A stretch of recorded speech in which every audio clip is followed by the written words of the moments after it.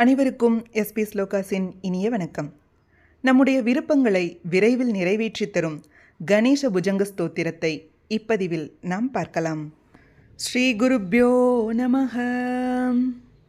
ரணக்ஷுத்ரகண்டானிநாதாபிராமம் சலத்தாண்டவோத்தண்டவத் பத்மதாலம் லசத்தொந்திளாங்கோபரிவ்யாளஹாரம் गणाधीशमीशानसूनुं तमीडे ध्वनिध्वंसवीणालयोल्लासिवक्त्रं स्फुरच्चुण्डदण्डोल्लसद्बीजपूरं गलद्दर्पसौगन्ध्यलोलालिमालं गणाधीशमीशानसूनुं तमीडे प्रकाशज्जपारक्तरत्नप्रसूनं प्रवालप्रभातारुणज्योतिरेकं प्रलम्बोदरं वक्रतुण्डैकदन्तं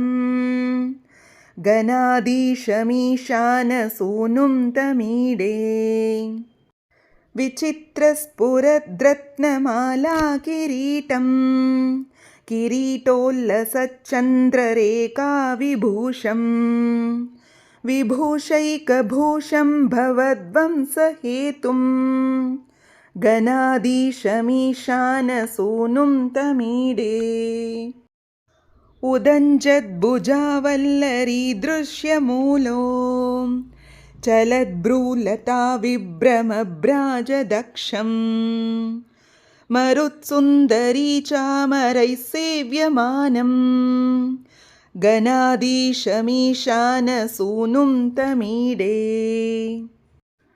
स्फुरन्निष्ठुरालोलपिङ्गाक्षितारं कृपाकोमलोदारलीलावतारं कलाबिन्दुकं गीयते योगिवर्यैः गणाधीशमीशानसूनुं तमीडे यमेकाक्षरं निर्मलं निर्विकल्पं गुणातीतमानन्दमाकारशून्यं परं पारमोङ्कारमाम्नाय गर्भं वदन्ति प्रगल्भं पुराणं तमीडे चिदानन्दसान्द्राय शान्ताय तुभ्यं नमो विश्वकर्त्रे च हर्त्रे च तुभ्यं नमोऽनन्तलीलाय कैवल्यभासे नमो